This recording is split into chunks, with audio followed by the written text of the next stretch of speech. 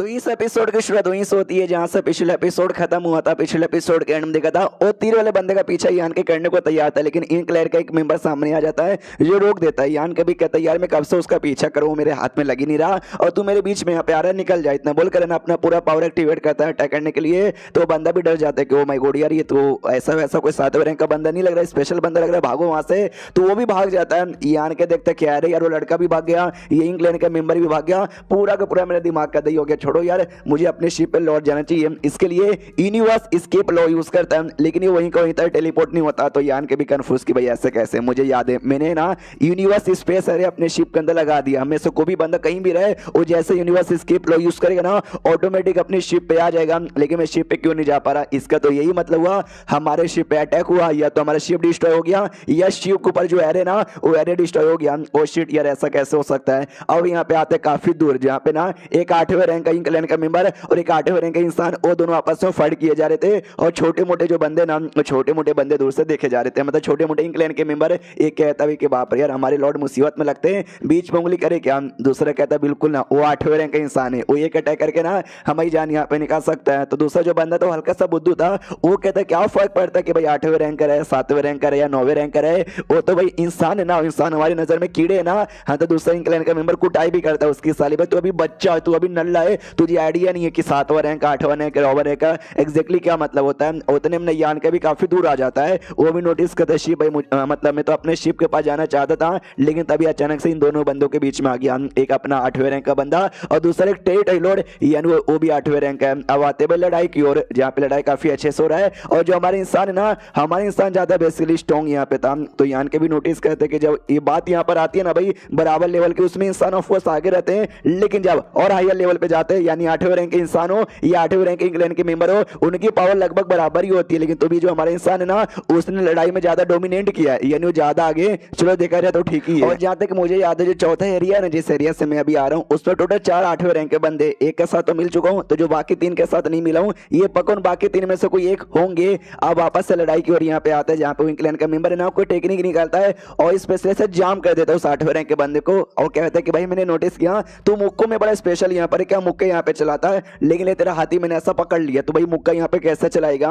वो भी कहते मेरे पास और भी तरीके हैं। इतना बोल कर ना एक अटैक आता है इंग्लैंड वाले को बड़ा चोट यहाँ पे लगता है। वो अटैक ऐसा था जिससे इंग्लैंड वाले की धज्जियां उड़ेगी, कुछ सेकंड के लिए लड़ाई नहीं कर पाएगा, प्लस खुद की भी हालत खराब हो जाएगी, वो भी कुछ समय के लिए ज्यादा पावर यूज नहीं कर पाएगा। तो इंग्लैंड वाले भी नोटिस करते कि भाई इसने ऐसा अटैक किया जिससे इसका भी नुकसान हो रहा है। उतने में पीछे से वापस से तीर आता है, जो तीर है ना डायरेक्ट उस यान की नहीं भाई वो जो इंसान यहाँ पे था ना इंसान की छाती पे हल्का सा लगता है। उतने में इंग्लैंड वाले को चांस मिल जाता है, वो अपने आप को वहां से भगा लेता है। तो समझ जाता है 8वें रैंक का बंदा के बाप है बड़ा चालाक आदमी है, ये अकेले कुछ नहीं कर पाया तो इसने किसी अपने बंदों से बोल के पीछे से अटैक करवाया, खुद यहाँ से निकल गया और मेरे को भी काफी चोट लगी है, मैं पीछा नहीं कर पाऊंगा। इसलिए जोर से चिल्लाता सुन आज भाई तू लकी है जो तू बच के निकल गया, लेकिन अगली बार इतना लकी नहीं रहेगा, हम बाद में कभी मिलेंगे, इतना बोल के निकल जाता है। अब आते वापस से उसे तीर वाले की ओर, वो भी देखता है कि अरे बाप रे यार मैंने 8वें रैंक के बंदे पे अटैक किया था तो मेरी पूरी पावर यहाँ पे चली गई, लेकिन थैंक गॉड जो मास्टर है ना मास्टर यहाँ से निकल गए, यानी वो जो 8वें रैंक का था ना टेरिटरी लॉर्ड वही बेसिकली इसका मास्टर यहाँ पे था।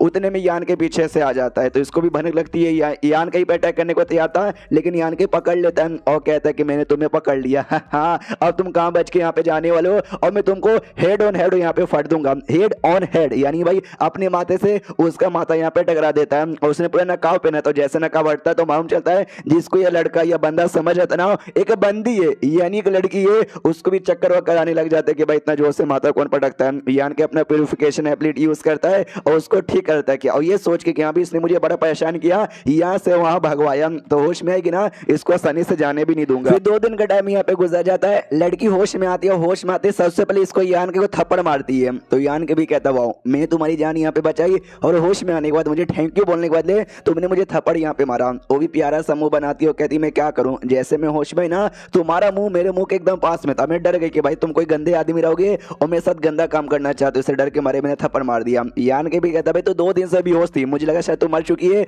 तो चेक करने के लिए मैं तुम्हारे पास आया था, मैं गंदा काम करने के लिए पास में नहीं आया था।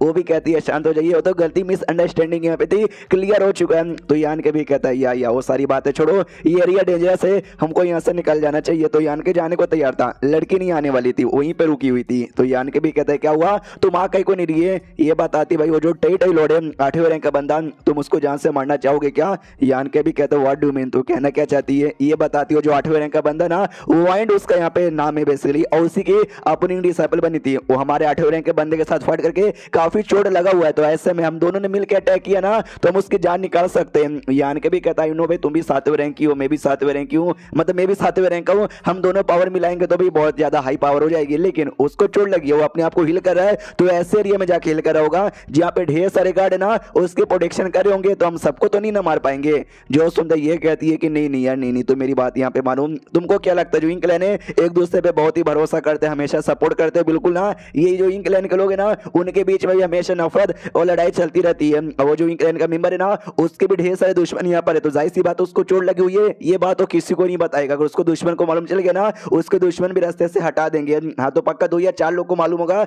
जिस पर बहुत भरोसा करता है और वही लोग उसकी प्रोटेक्शन करे होंगे, और वो 2-4 लोग की हम बैंड यहाँ पे बजा सकते हैं। यानी कि होता है ऐसी बात है क्या मुझको बताओगे कि वो कहाँ पे हिल कर रहा होगा? ये कहती है फोर्स में पता लगा सकते हो, क्योंकि कुछ समय पहले मैं भी उसकी डिसाइपल जो बनी हुई थी। लेकिन यार के अभी भी एग्री नहीं करता है, उसको भी मन ही मन ये डर लगा रहता है कि अरे यार तो भी है ना टेट लॉर्ड यानी 8वें रैंक का, और ऐसे में भाई हम लोग मिलकर फाइट करेंगे, चोट लगी है तो भी यार बच्चा सामान लो, हमने उसको बहुत ही हरा दिया। एंड में मरने से पहले उसने कोई बड़ा टेक्निक यूज कर लिया जिसके सामने हम भी टिक नहीं पाए, तो वो कहती भाई भरोसा यहाँ पे करो कुछ भी नहीं होगा। अगर वो मर गया ना तो भाई बहुत ही बढ़िया होगा हमारे इंसानों के लिए, और अभी चोट लगी हुई है, इससे बढ़िया मौका नहीं मिलेगा उसको जहां से मरने के लिए। यान के फिर एग्री कर लेता है, ये सोचते हो कि अगर हमने उसको मार डाला सच्ची में बड़ा फायदा होगा। रही बात नहीं मार पाए, मेरे पास प्यूरिफिकेशन लाइट है ना भाई, हम अपनी जान बचा के एटलीस्ट निकल सकते हैं। वो कहते चलो भाई तुम तैयार हो गए ना तो हल्का सा हमको नाटक करना पड़ेगा। समझ गए ना क्या नाटक करना है? यान के बोलता यार समझ गया पकड़ लो, तो चैन निकालती है यान के को पकड़ लेती है। बेसिकली नाटक ये करना है। अब उसको तो यही लगता है जो ये लड़की है ना अभी तक मेरी डिसाइपल यहाँ पे बनी हुई है, हाँ तो उसको अपनी इंक डिसाइपल समझ के यान के को पकड़ के लेके जाएंगे कि हाँ भाई देखो मैंने इसको पकड़ लिया।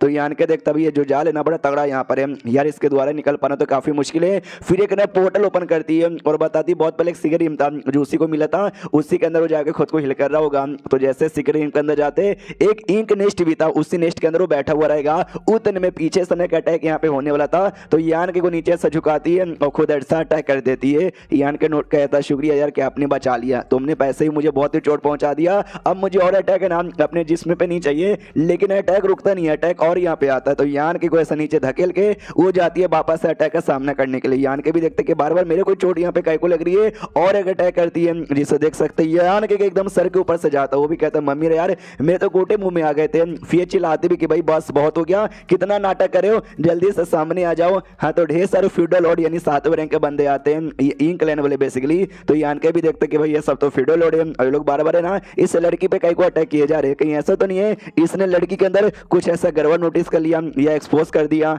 एंड देन ये चैप्टर यहीं पे खत्म हो जाता है। ये तो चैप्टर खत्म तो वीडियो भी खत्म। तो मिलते हैं किसी और वीडियो में, जब तक के लिए बाय बाय।